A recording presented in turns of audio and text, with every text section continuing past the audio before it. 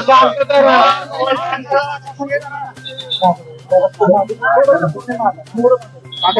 सांगाल राज्यसभेची आमदारकी आपल्याला मिळाली, कसा आनंद तुम्ही व्यक्त? आनंद तुम्ही पाहता जे कार्यकर्त्यांच्यात प्रचंड उत्साह निर्माण झालेला आहे आणि राष्ट्रवादीचे सर्व कार्यकर्ते अतिशय उत्साहाने आज माझ्या स्वागतासाठी शिरवळ पासून आता आम्ही करायला चव्हाण साहेबांच्या समाधीचे दर्शन घ्यायला निघालो आहोत. पण ठिकठिकाणी प्रत्येक गावात कार्यकर्त्यांनी अशाच पद्धतीचं प्रचंड मोठ्या प्रमाणात स्वागत केलेलं आहे आणि एक उत्साह कार्यकर्त्यांच्या संचारलेला आहे. अजितदादांनी वाईट सभेत शब्द दिला होता तो पाळला आहे, काय सांगाल? एकूण पक्षाच्या वाढीसाठी कशा पद्धतीनं काम करणार आहे काय? निश्चितपणाने दादांनी वाईच्या सभेमध्ये शब्द दिला होता. जिल्ह्यातील सर्व कार्यकर्त्यांची इच्छा होती की सातारा जिल्हा हा पूर्वीपासून राष्ट्रवादीचा बालेकिल्ला राहिलेला आहे आणि त्यामुळं सातारची जागा लोकसभेची ही राष्ट्रवादीला मिळावी अशी सर्व कार्यकर्त्यांची भावना होती. परंतु वरच्या काही तडजोडीमध्ये सातारची जागा भाजपला देण्यात आली आणि त्या बदल्यामध्ये मग राज्यसभेचा शब्द सातारा जिल्ह्यासाठी देण्यात आला.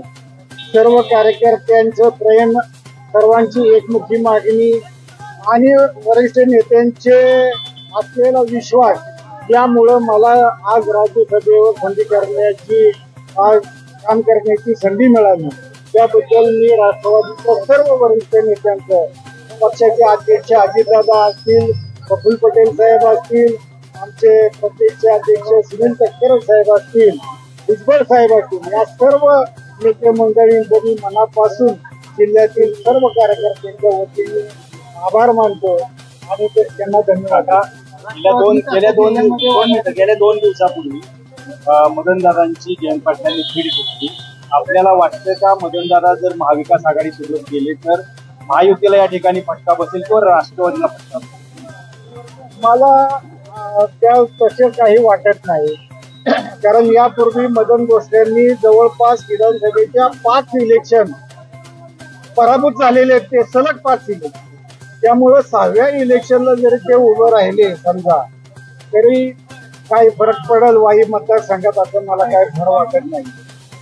त्यामुळं कोण कुठं गेलं यापेक्षा आमची राष्ट्रवादी काँग्रेस आज मजबूत आहे आणि कोणत्याही आव्हानाला सामोरं जायची आमची निश्चितपणाने तयारी केली. राष्ट्रवादी काँग्रेस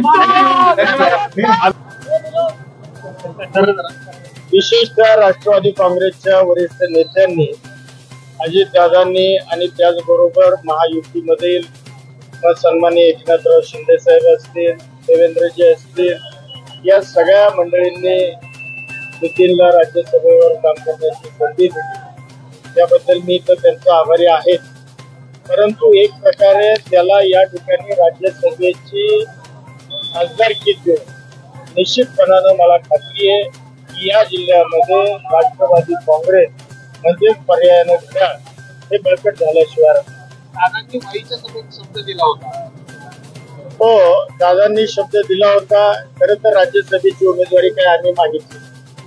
मुळामध्ये जिल्ह्यातल्या कार्यकर्त्यांची मागणी होती की नितीनला लोकसभेची उमेदवारी मिळावी, परंतु वरिष्ठ पातळीवर निर्णय झाला. भारतीय जनता पार्टीकडे इथली उमेदवारी गेली. त्यामुळं या ठिकाणचा असणारा राष्ट्रवादी काँग्रेसचा कार्यकर्ता हा थोडासा हिरमुसला होता.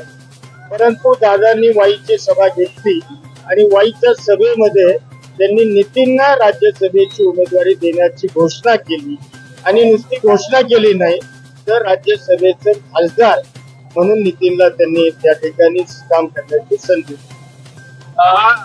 परवाई घडामोड घडली. जयंत पाटलांनी मदनदादा भोसले यांची भेट घेतलेली आहे.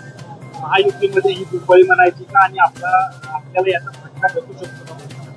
यशराज भोसलेंनी पण शरद पवारांची भेट. नाही, ते आता महाआघाडीचं म्हणताय तुम्ही. मी महायुतीकडे, तुम्ही महाआघाडीचं बोलताय. मी महायुतीमध्ये आहे. महायुतीला फटका बसायचे कारण काय? मुळामध्ये ज्या गोष्टी करतात त्यांनी ज्यांची कुणाची भेट घेतली तुम्ही नाव सांगताय ते माझे वाई विधानसभा मतदारसंघाचे पारंपरिक विरोधक होते. त्यामुळं त्यांच्या घरी जयंत पाटील साहेबांनी जाणं हा त्यांच्या पक्षाच्या स्ट्रॅटेजीचा भाग असू शकतो. कारण उद्या सगळ्याच पक्षांना विधानसभेला सामोरं जायचंय, त्यामुळे प्रत्येक पक्ष उमेदवाराची चाचपणी करणार ते नैसर्गिक आहे. त्यामुळे ते गेले, का गेले किंवा कशा करता गेले हे विचारायचा मला अधिकार नाही, तो त्यांच्या पक्षाचा विषय.